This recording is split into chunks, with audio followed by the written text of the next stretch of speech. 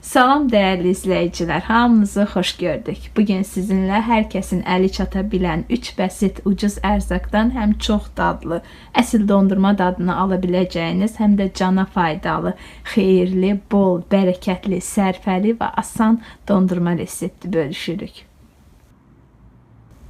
Bu dondurmanı hazırlamaq üçün bizə süd, yumurta, şəkər tozu və dadlandırmaq üçün 2 bağlama şəkərli vanil lazım olacaq. Gördüyünüz kimi şəkər tozunun çıxmaq şərti ilə süd və yumurta orqanizmimiz üçün çox faydalı ərzaqlardır. Süd kalsium mənbəyi, yumurta protein mənbəyi. Südü yağlı özlü kənd südü götürün, yumurtanı da kənd yumurtası. Narahat olmayın, yumurtanın 1 qram da qoxusu gəlmir. Əvvəlcə 6 ədəd yumurtanın ağını sarısından ayırırıq. Onu da qeyd edeyim ki, bu reseptlə 10 pors dondurma alınır. Yəni burada 10 nəfərin payı var.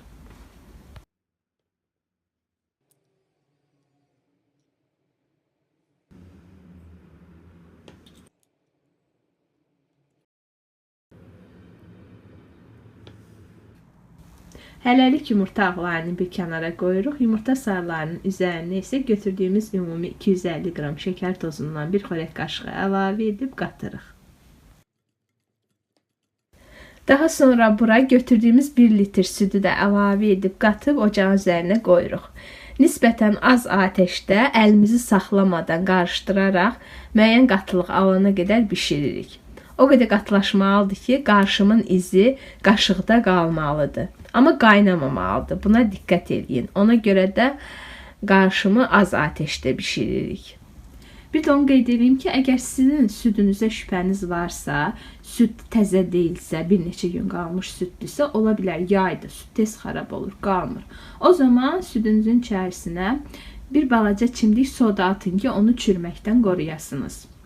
Bir də bu qarışımı durmadan qarışdıraraq bişirməlisiniz ki, çünki içərisində yumurta var. Yumurta bişəndə də çürüntü effekti kimi olur. Amma bu çürümə deyil, səhv salmayın. Bu yumurtanın bişməsidir. İçərisində xırda dübürümlər əmələ gəlir. Deməli, içərisində yumurtanın sarısı bişib. Artıq hazırdır. Mən sizə qatılığını da göstərəcəyəm. Amma qarışım qaynamamalıdır. Bunu dönə-dönə qeyd eləmək istəyirəm. Qaynamamalıdır, amma qaşığı qarışımın içərisinə salıb çıxaranda qarışımın izi qaşıqda qalmalıdır. Fikir verirsinizsə, qaşıqda izi qalır. Baxın, bu dərəcəyə qədər qatılaşmalıdır. Ocağı söndürürük. Biraz da qarışdırırıq ki, çünki ilk istiliyi, qaynarlığı var. Yumurta bişə bilər içərisində. Daha sonra ocaqdan götürürük və tökürük bir başqa geniş qabın içərisinə. Bura 1-2 bağlama şəkərli vanil də əlavə edirik ətirləndirmək üçün dadına görə. Siz burada 3 məqama diqqət etsəniz, gözəl nəticə əldə edəcəksiniz.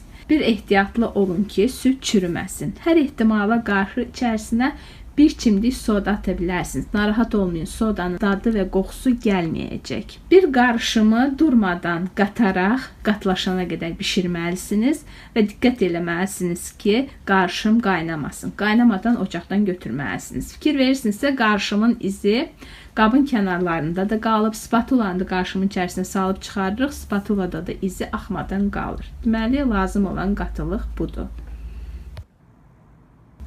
Yumurta sarılı qarışımı bir kənara qoyuruq soyusun. Daha sonra yumurta ağlarının üzərinə 1 çimdik duz və qalan şəkər tozunu əlavə edib qatırıq.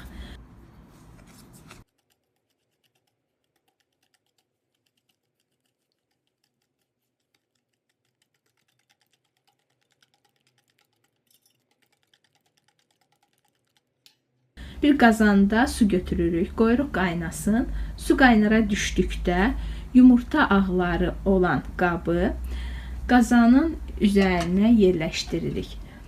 Elə yerləşdiririk ki, qabın dibi qazanda olan suya toxunmasın. Sadəcə buxarla yumurta ağlarını 6-7 dəqiqə durmadan qarışdıraraq isidirik. Belə etdikdə yumurtada olan bütün mikroblar ölür. Artıq hazırdır. Ocaqdan götürürük qabı. Fikir verirsinizsə, qazanda olan su belə bərk qaynayır. Yumurtada olan bütün mikroblar ölür. Yumurta ağını ocağın üzərindən götürən kimi kənarda mikserlə bərkiyib ağarıb bezi halına gələnə qədər çalırıq.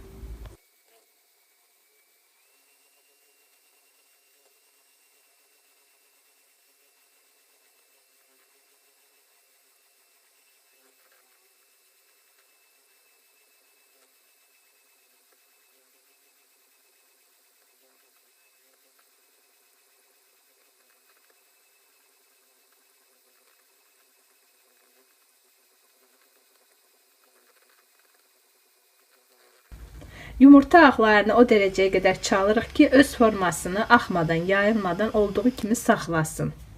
Çevirəndə qabı bezi axmamalıdır, olduğu kimi qalmalıdır. Və hazırladığımız bu bezəni qaşıq-qaşıq bir neçə dəfəyə yumurta sarılı qarışımın üzərinə əlavə edib qarışana dək çırpıcı ilə qatırıq.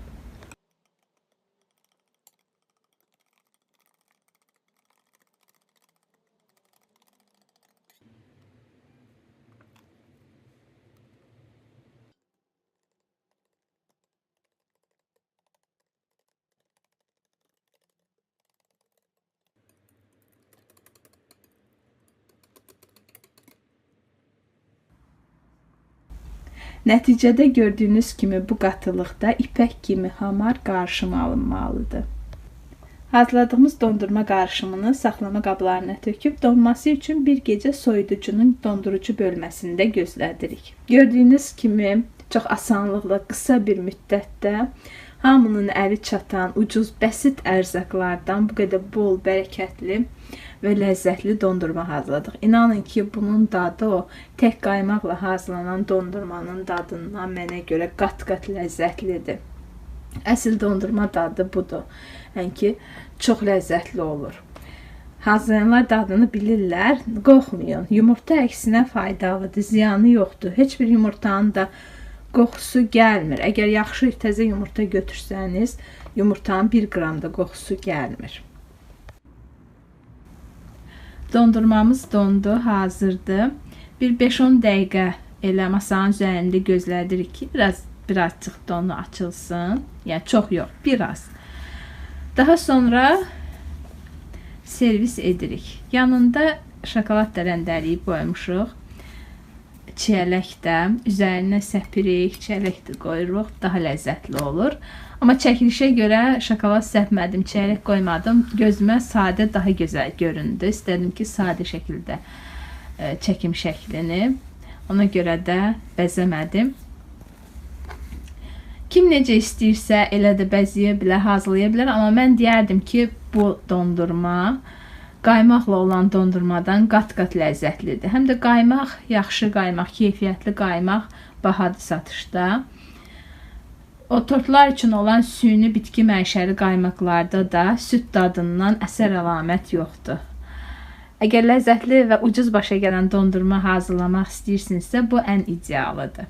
Kanalımızda en qədər müxtəlif dondurma, hər zövqə uyğun dondurma reseptləri var. Meyvəli dondurmalar xoşlayanlar üçün sadəcə bananla, limonla olan dondurmalarımız da var.